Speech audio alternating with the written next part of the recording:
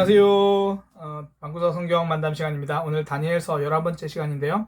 다니엘서를 통해서 역사의 주관자가 하나님이시라는 것을 계속 살펴보고 있습니다. 오늘은 다니엘서 11장 1절에서 19절까지 내용을 좀 살펴보려고 합니다.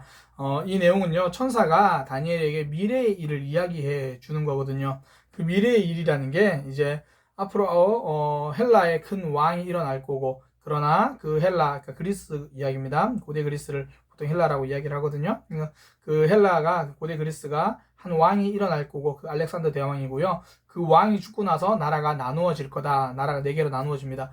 그 중에서 북방왕, 남방왕이라고 이제 네 개 중에서 이제 두 왕을 주로 다뤄요. 왜 이 왕을 다루냐면 이 왕들이 전쟁하던 전쟁터가 바로 이스라엘 나라입니다. 그러니까 이스라엘 나라를 중심으로 남쪽에서 좀 강하면 이스라엘을 남쪽이 점령하고, 북쪽이 좀 강하면 또 이스라엘이 또 북쪽에서 또 점령되고, 이제 그런 이야기들이 쭉 나와요. 그러니까 이 역사적 상황에 따라서 나라가 아픔을 겪죠. 사실 우리의 신앙이 그렇잖아요. 나라의 아픔이 곧 내 삶, 내 신앙의 아픔이 되죠. 우리 뭐 6.25 전쟁, 뭐 멀리 갈 곳 없이 우리 코로나, 전 세계가 지금 코로나 팬데믹 상황 속에 있다 보니까 우리가 함께 모여 예배하기도 힘들고, 뭐 찬양 집회나 이런 게 다 이렇게 사라졌잖아요. 그러니까 그런 식의 신앙과 삶, 그 상황을 동떨어질 수 없는 거죠.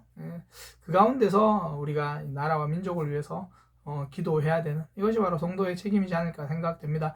다니엘서가 보여주는 미래 상황이 그거예요. 지금 이제 11장 1절에서 19절까지는 천사가 알려주는 미래의 일입니다. 그러니까 우리 입장에선 이미 과거의 일이지만 다니엘이 들을 때는 아직 오지 않은, 아직 이루어지지 않은 미래의 일이에요. 그런데 너무나 신기하게 역사적으로 그게 그대로 다 이루어진 겁니다. 이제 오늘은 그 내용이 어떻게 역사적으로 이루어졌는지를 좀 살펴보려고 하는데요. 그러니까 1절부터 19절까지 역사적 이야기가 되어 있어요.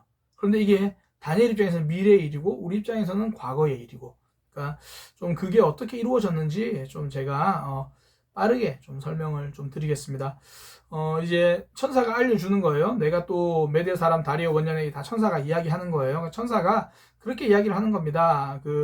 내가 너에게 참된 것을 보이리니 페르시아에 또 새 왕들이 일어날 것이요, 그 후에 넷째는 그들보다 심히 부유할 것이요, 이 네 번째 왕이 크세르크세스라는 왕입니다. 역사적으로 이 왕이 있었죠. 그러니까 이 왕의 이야기가 나온 게 영화 300이잖아요. 이 왕이 그리스를 공격해요. 이 그리스를 공격한 그 이야기가 바로 영화 300 이야기이긴 한데, 크세르크세스가 공격을 합니다. 그런데 3절에 보니까 장차 한 능력 있는 왕이 일어나서, 이게 알렉산더 대왕이거든요. 그 헬라 지역 그리스의 한 능력 있는 왕이 큰 권세로 자기 마음대로 행하리라. 알렉산더 대왕이 단 11년 만에 세계 정복을 끝내버리죠. 20살의 왕이 돼서 11년 만에 세계 정복을 끝내요. 그런데 그가 이제 세계 정복을 끝내고 나서 갑자기 요절을 하죠. 33살의 나이에 죽게 됩니다. 그게 4절이에요. 그가 강성할 때에 그의 나라가 갈라져서 나누어지는데 보면 뭐 그의 자손에게도 그 땅이 돌아가지 않을 거다. 실제로 알렉산더가 죽고 나서 알렉산더의 자손들이 그 나라를 이은 게 아니라 알렉산더 밑에 있던 네 장군이 그 나라를 서로 갈라서 가져갑니다. 프톨레미 왕조, 셀리쿠스, 리시마쿠스, 카산더, 뭐 이런 사람들이, 이 장군들이 서로 막 어떻게 하지라고 싸우다가 결국은 각자 나라를 분단해서 가지고 가요. 그 중에 이제 프톨레미라는 이 장군, 이 프톨레미는 지금 이스라엘 땅부터 그 밑에 이집트 땅까지를 이제 다 다스려요. 그리고 셀류쿠스는 거기보다 약간 오른쪽 굉장히 넓은 땅을 다스리게 되는데요. 옛 바벨론 지역, 페르시아 지역을 다 다스리게 됩니다. 이제 그런 상황인데, 사실 이런 상황이 이 프톨레미 입장에서는 못마땅해요. 왜냐면 이 셀류쿠스 이 왕조 이쪽에 있던 장군이 자기 밑에 있던 사람이에요. 원래는 자기 밑에 있던 사람이 좀 출세했는데 자기보다 더 넓은 땅을 차지하죠. 좀 약간 못마땅한 마음이 있었지만 뭐 그런 대로 뭐 좀 잘 지내려고 해요. 그래서 이 애굽의 프톨레미가 왕이 자기 딸을 이제 이 위에 있는 셀루쿠스 왕조에게 시집을 보냅니다. 그러니까 이 셀루쿠스 왕조, 그 당시에 왕이 이제 안티오쿠스 2세인데요.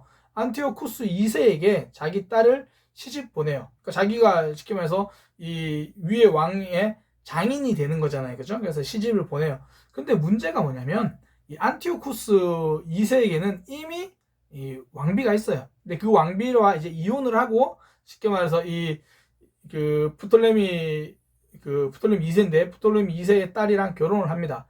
결혼하고 잘 지내면 좋은데 이 앞서 왕비가 했던 사람이 이혼 당했던 사람이 이 독한 마음 품고 이 새로 왕비가 된 이 프톨레미 2세의 딸이죠. 그 딸 이제 베레니케라는 공주인데 베레니케를 독살해 버립니다. 그리고 베레니케와 안티오쿠스 2세 사이에서 태어난 아기들도 다 독살해 버려요. 그러니까 이 상황을 이제 이런 상황이 되다 보니까 나중에 이 프톨레미 이제 2세가 죽고 나서 3세 그 프톨레미 2세의 아들이면 이 베로니케 공주와는 당연히 이제 그 남매지간이잖아요. 그래서 이 프톨레미 3세가 복수를 하러 공격을 합니다.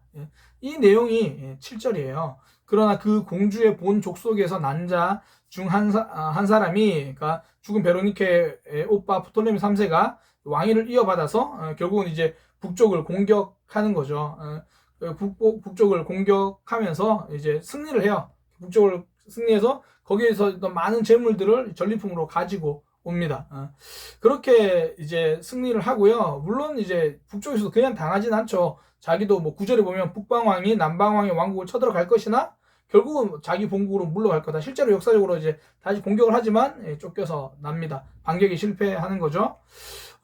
그러고 나서 이제 처음에는 이제 졌지만 나중에 계속 힘을 키워요. 힘을 키워서 다시 이 남쪽 프톨레미 왕조를 공격합니다. 이게 10절이에요. 그러나 그의 아들들이 전쟁을 준비하고 힘이 많은 군대를 모아서 물이 넘친같이 나올 것이며 그가 또 와서 남방 왕의 견고한 성까지 칠 거다. 이게 무슨 말이냐? 견고한 성이라는 게 애굽 지역까지, 애굽 지역까지 공격을 하는 거예요. 그러니까 다시 준비를 해서 결국은 승리를 하는 거죠. 그래서 이 애굽까지 남쪽에 이제 남쪽 왕이라고 하는 프톨레미 왕조인데 남쪽의 프톨레미 왕조가 화가 나서 다시 싸워요. 다시 싸워서 결국은 이제 북쪽 왕을 잠시 이렇게 물리치기도 합니다. 그 큰 군대는 남쪽 왕의 손에 넘어가 포로가 될 것이다. 그러니까 다시 준비해서 승리를 하는데 또 다시 결국은 패배하게 되는 그런 모습이 되는 거죠. 그러니까 여기서 말하는 게 뭐냐면 남쪽과 북쪽이 계속 싸움이 일어날 거다. 근데 그 싸우는 통로에 있던 게 이스라엘 나라인 거죠. 굉장히 고생을 합니다. 계속 이제 고생하면서 뭐 이제 공격하고 뭐 또 서로 힘들게 하고. 근데 참 재밌는 게 이 당시의 전쟁은요, 뭐 오늘날처럼 뭐 이렇게 뭐 준비를 잘 하고 전쟁을 하는 게 아니라 필요한 건 현지 조달하라 이런 거예요. 군사들이 전쟁하고 왔다 먹을 게 없으면 약탈을 하는 거예요. 근데 그 가는 길에 이스라엘이 있으니까 이스라엘은 계속 약탈 당하는 거죠. 하나님께서는 다니엘에게 미리 이 내용을 알려주시는 거예요.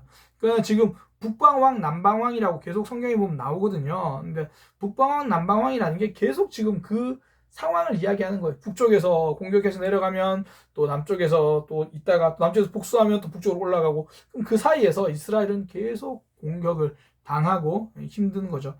뭐 계속 그런 내용입니다. 13절에 보면 북방왕은 돌아가서 다시 군대를 전보다 더 많이 준비하였다가, 그러니까 잘 준비해서 이집트까지 공격해 갔는데 반격을 당해서 패배한단 말이죠. 그러니까 또 어떻게 해요? 더 많이 준비해가지고 대군과 많은 물건을 거느리고 오는 거예요. 그때 여러 사람이 일어나서 남방왕을 칠 것이요. 그리고 뭐 이제 백성들도 많이 고생하게 되는 그런 내용입니다. 그래서 이제 15절에 보면 이에 북방 왕이 와서 토성을 쌓고 견고한 성읍을 점령할 것이고 남방 군대는 그를 당할 수 없으며 그가 택한 군대라도 그를 당할 힘이 없으리라. 그러면서 이제 영화로운 땅에 설 것이요. 그러니까 이스라엘 땅을 다 점령하게 될 거다. 그런 이야기를 하는 겁니다.